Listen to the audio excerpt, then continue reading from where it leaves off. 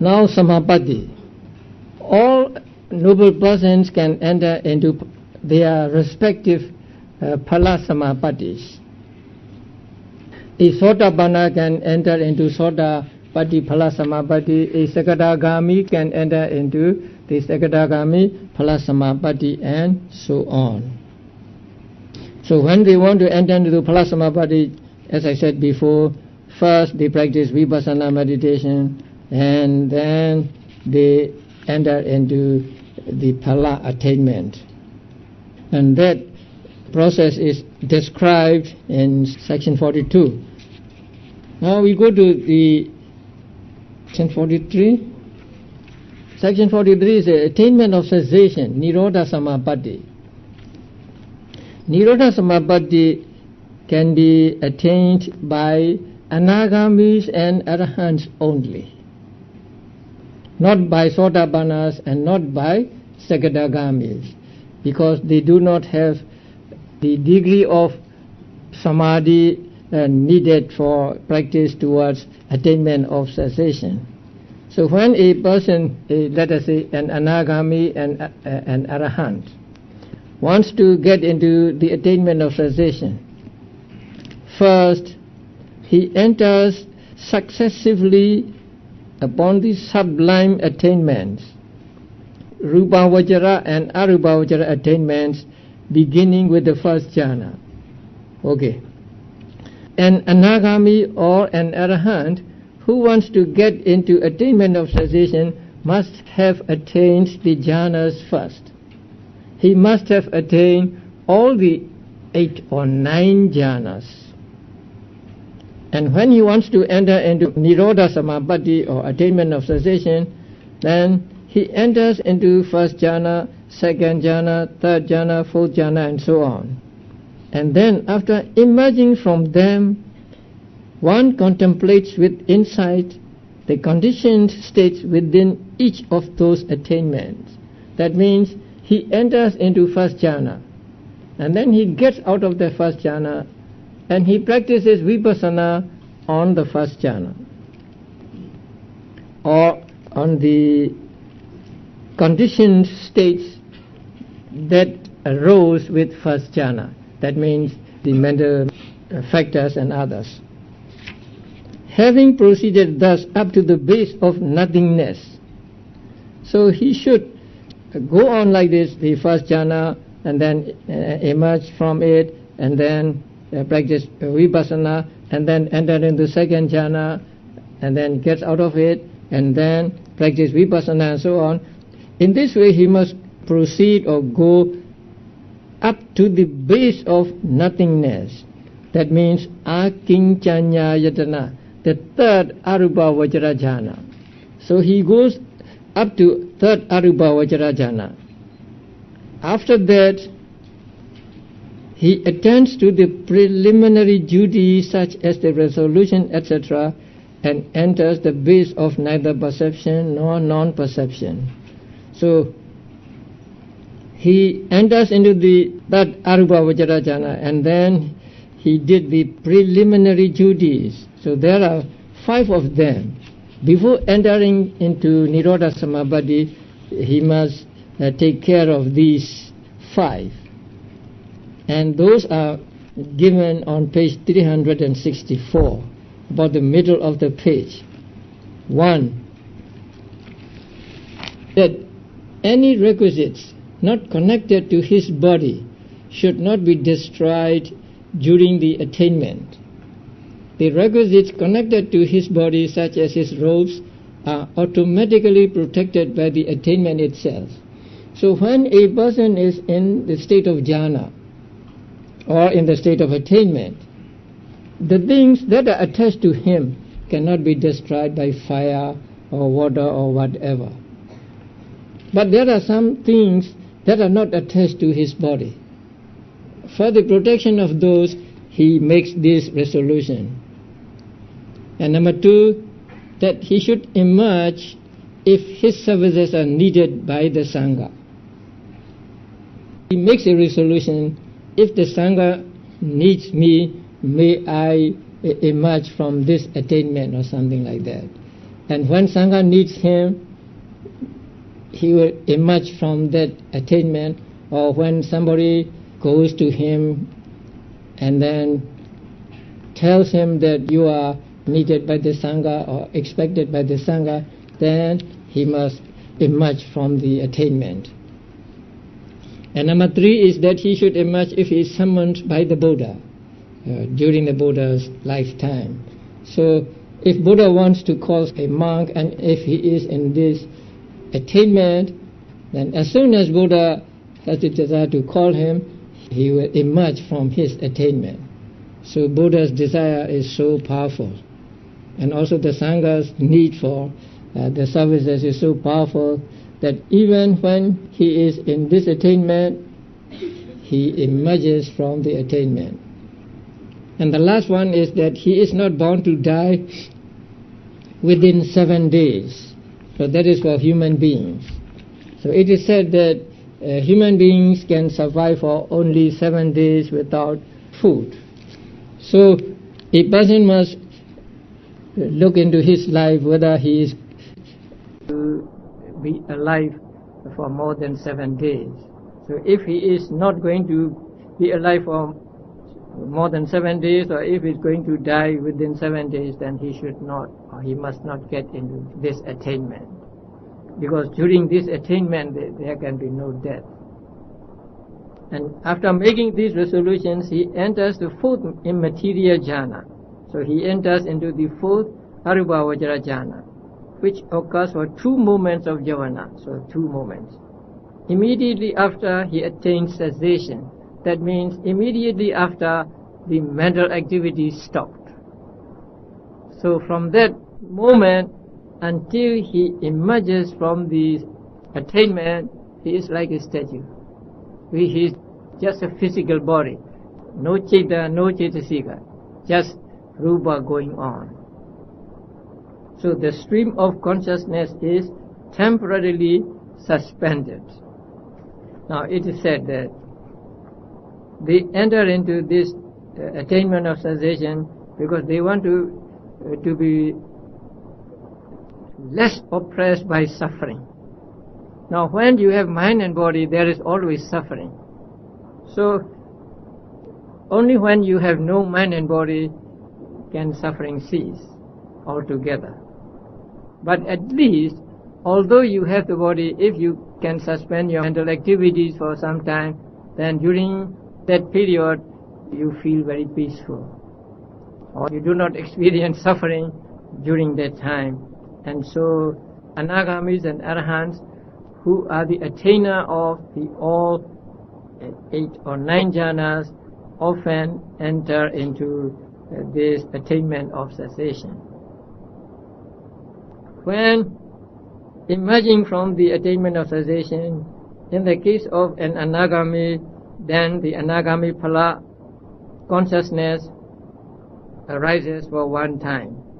For an arahant, then arahant phala consciousness arises for one time, and then there is subsidence into the life continuum again. And following this, reviewing knowledge occurs, and then the reviewing thought processes follow. So this is the attainment of cessation or Nirodha Samapatti. So when one is in Nirodha Samapatti, one does not know anything because his mental activities are temporarily suspended. So no consciousness, no mental factors at that time, just the physical body. And in Visuddhimagga, these attainments are described as benefits of the mental culture or the benefits of development of mind. So these are the benefits, the best benefits the person gets from developing his mind, that means from attaining enlightenment. So we come to the conclusion now. One who aspires to enjoy the state of practice in the Buddha's dispensation should develop this twofold meditation. That means both samatha and vipassana, so excellent in the way explained. So here, to enjoy the taste of practice in the Buddha's dispensation. So we live in the Buddha's dispensation. We are all disciples of the Buddha. And so we need to enjoy the taste of practice in the Buddha's dispensation. The taste of practice in the Buddha's dispensation means attainment of enlightenment. So in order to enjoy the taste of practice in the Buddha's dispensation, we should practice samatha and vipassana. But we may practice samatha first, but we must always go to vipassana. Or we can practice, as we know, vipassana only and not samatha. So what is important is to practice vipassana. So vipassana can be practiced through practice of samatha first and then go to vipassana, or just vipassana. And then the colophon, it is the conclusion. The section 45 is the conclusion of this chapter, and colophon is the conclusion of the whole book. In the colophon, even the name of the author was not given. So that is the trouble with, or problem with, books written long, long ago. Because the authors were not interested in records. So they did not give us even their names or the time when these treatises were written. And so we are left with just conjecture. And then we will argue with one another about the truthfulness of this opinion or that opinion. Now, it is believed that this manual, the original manual was written in Sri Lanka. But even Sri Lankans don't know where that author lived. So they may point to this place and that place, but nobody really knows which was the place mentioned here. And also there is a difference of opinion regarding the name of the temple the author lived. There are two opinions. Some say that the name of the temple is Tumula Soma, and some say that no, it is Mula Soma, not Tumula Soma, because the original author was in the habit of using the tu, tu, as a particle here and there. And so this is not a part of the name. This is a particle put here just to fill in the meter. So the real name is Mula Soma and not Tu Mula Soma. So that is one opinion. The other opinion is no, this is and the name is Tu Mula Soma. And we do not know which is correct. But there is an ancient Sinhalese translation of this book written during the Parakama Bahu. So in that book, if my memory does not fail me, because I don't have the book with me, so in that book I think the name of the temple is given as Mula Soma. So it is more probable that the name of the temple is Mula Soma rather than Tu Mula Soma.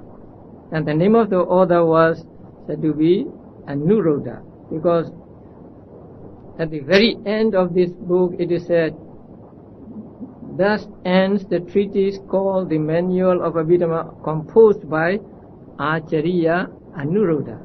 It may have been written by him, or it may have been put in by some of his pupils, we don't know. So the name is given just this once here, and so we know that the name of the author of the original manual was Anuruddha. So this manual was written by Anuruddha. Now, where's Mr. Guy? The wheel. I want to show the dependent origination wheel. But you have seen this wheel at other places also.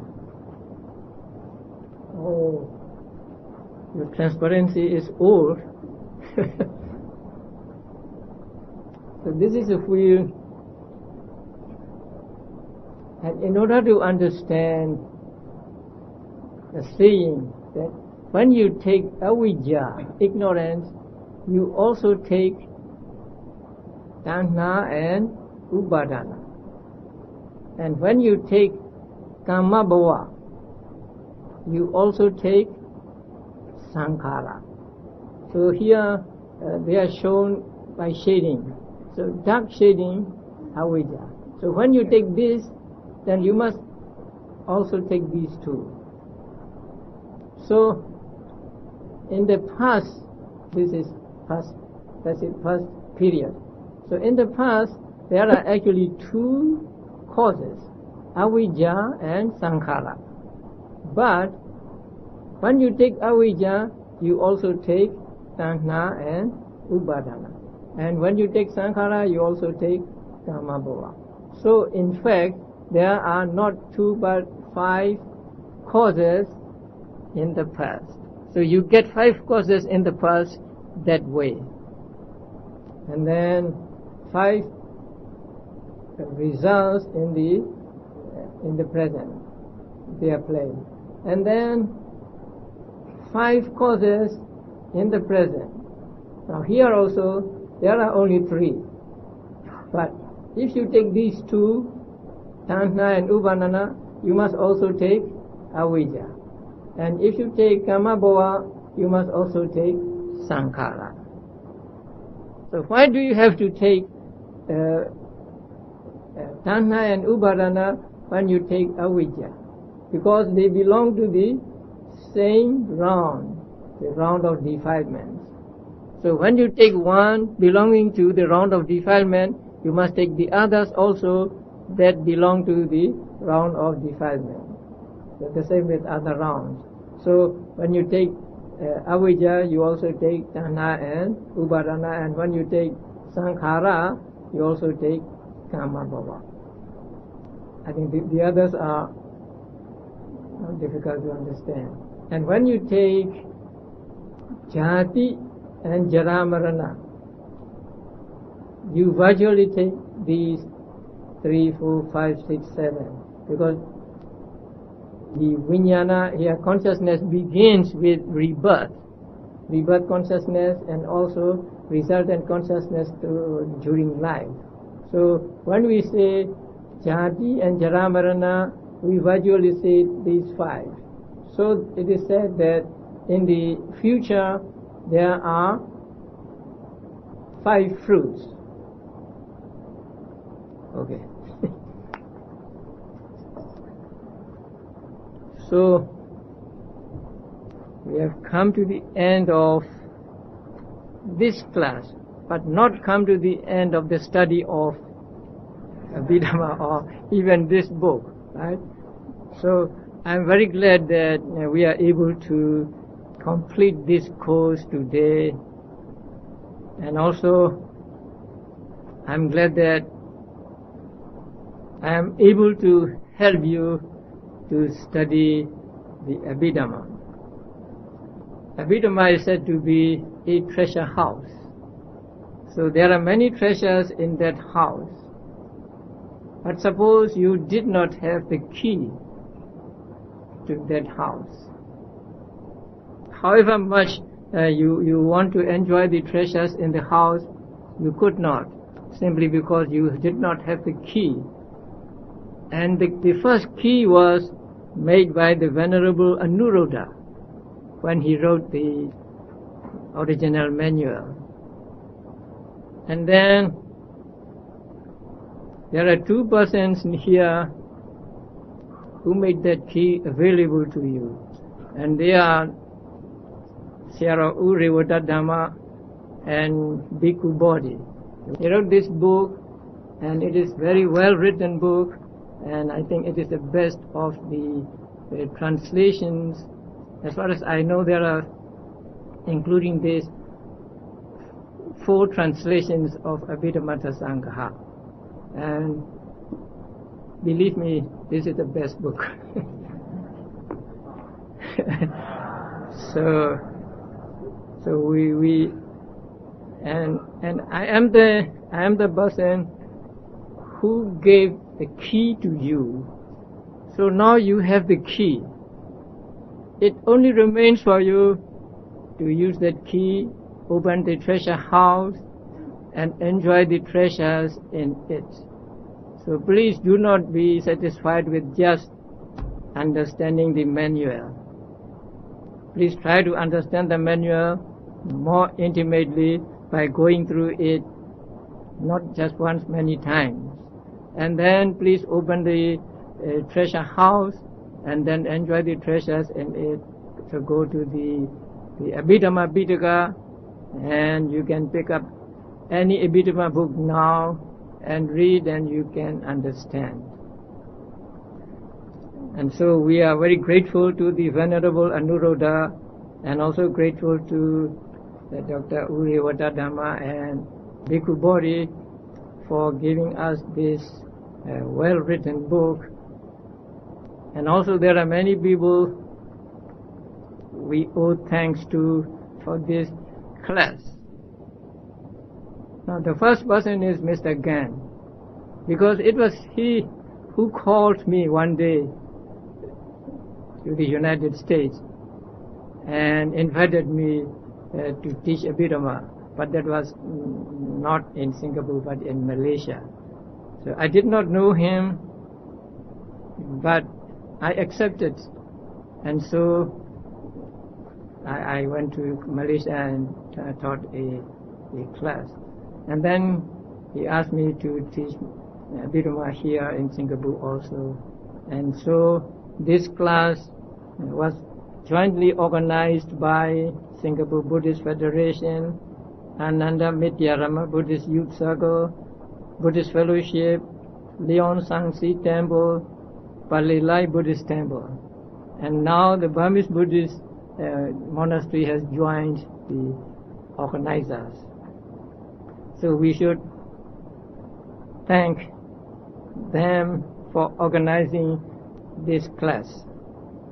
And also there are people who supported us during the 3 sessions of this class, and for accommodating me at different places. And this time I am accommodated at Palilai Buddhist Temple, and they fed me every day, and so I am grateful to them. I was eating like at a feast every day. There was a big table and there are many dishes were on the dish, and so like a feast. And I was taken care of very well. And also I thank Mrs. Can for meticulously preparing breakfast for me, so that I get a real healthy and good food.